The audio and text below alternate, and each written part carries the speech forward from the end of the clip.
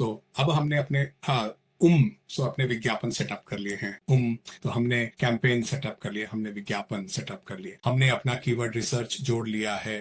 तो हमने अपने पॉजिटिव कीवर्ड्स, नेगेटिव कीवर्ड्स जोड़ लिए हैं। हमने सभी पॉजिटिव कीवर्ड्स को एग्जैक्ट मैच में बदल दिया है। जिनकी सर्च वॉल्यूम कम है उन्हें हमने वापस ब्रॉड मैच में बदल दिया है। अब अगला काम यह है कि हम असली विज्ञापन सेटअप करें जो लोग देखने वाले हैं। तो बाईं ओर कैंपेन के तहत आपके पास एड ग्रुप्स हैं और फिर खुद विज्ञापन है। तो खुद विज्ञापन बने होते हैं। अगर हम इस विज्ञापन को खोलें, ये वास्तव में बने होते हैं। आइए इसे हटा देते हैं। ये वास्तव में उस जगह से बने होते हैं जहां आप अपने व्यक्ति को भेजने वाले हैं। तो जब वे विज्ञापन पर क्लिक करते हैं तो वह कौन सा पेज है जहां आप उन्हें भेज रहे हैं। तो दी आमतौर पर कहूं तो मैं ये नहीं कहूंगा कि उन्हें होम पेज पर भेजें।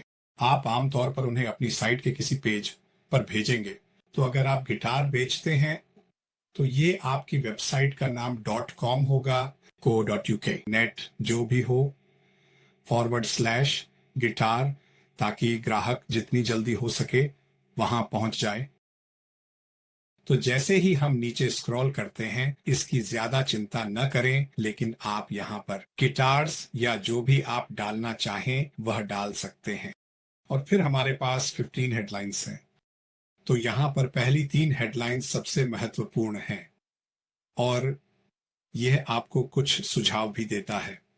आप बीच में इसका स्कोर देख सकते हैं जो कि एड स्ट्रेंथ है। तो शुरू में एड स्ट्रेंथ कम या औसत होगी आमतौर पर, और जब आप इन्हें डालते हैं तो जैसे जैसे गूगल सीखता है एड स्ट्रेंथ शायद बढ़ जाएगी। आप यहाँ दाईं ओर देख सकते हैं, ये आपको हेडलाइंस के सुझाव दे रहा है। आपके हेडलाइंस में लोकप्रिय कीवर्ड्स दिखा रहा है। तो आप बस व्यूज पर क्लिक कर सकते हैं और इससे आपको यह अंदाजा मिलेगा कि आपको वहां क्या डालना चाहिए। तो यह थोड़ा सा हिट और मिस है मेरी जानकारी के अनुसार, और यह कोई ऐसी चीज नहीं है जिसके बारे में मैं बहुत ज्यादा सोचता हूं।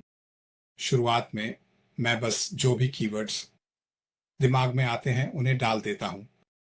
जैसे ही आप नीचे स्क्रॉल करते हैं, हमारे पास फिर 4 डिस्क्रिप्शन होते हैं।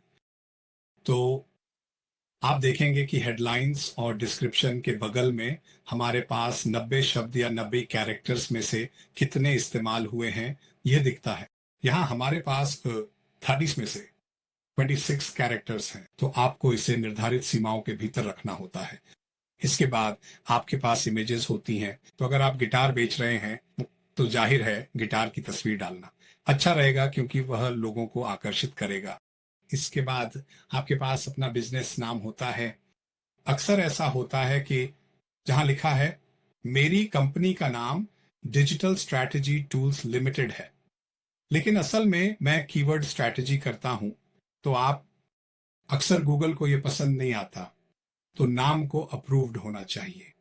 मैं आमतौर पर कंपनी के नाम की बजाय ये डालने की कोशिश करता हूं कि मैं क्या करता हूं। और जाहिर है अगर आप विज्ञापन के विजुअल रिप्रेजेंटेशन को देखें तो आप यहां देख सकते हैं जहां स्पॉन्सर्ड लिखा है, आपके पास एक लोगो है और फिर यहां कीवर्ड स्ट्रैटेजी लिखा है। तो यही वह जगह है जहां वह कीवर्ड स्ट्रैटेजी असल में दिखाई देगी। तो यहां अगली चीज है हमारे पास बिजनेस लोगो है। तो बस अपना लोगो अपलोड करें और फिर हमारे पास लिंक हैं जो अलग अलग पेजों पर डायरेक्ट लिंक करते हैं।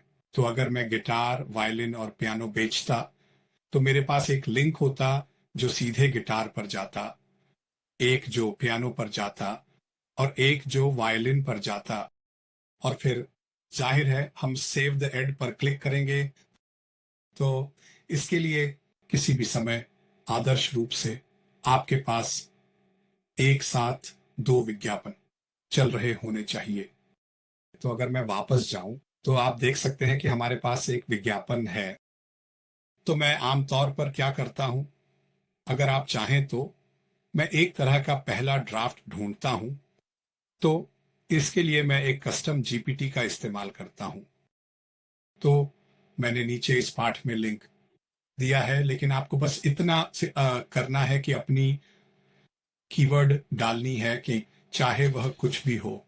तो कीवर्ड स्ट्रैटेजी सॉरी, इसका मतलब यह है कि यह मूल रूप से टॉप रिजल्ट्स को सर्च करेगा। यह फिर तय करेगा कि कौन से कीवर्ड्स सबसे अधिक संभावित और आकर्षक हैं, जिन्हें उन हेडलाइंस के रूप में रखा जा सकता है।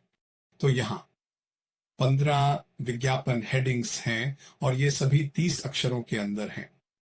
तो आप मूल रूप से इन 15 हेडलाइंस और 4 डिस्क्रिप्शंस को सीधे अपनी पेड एड्स में कॉपी पेस्ट कर सकते हैं। इस तरह एक विज्ञापन बन जाएगा। मैं इसे कुछ हफ्तों तक चलने दूंगा और फिर जो कीवर्ड्स आ रहे हैं उनके आधार पर अपना खुद का विज्ञापन जोड़ूंगा।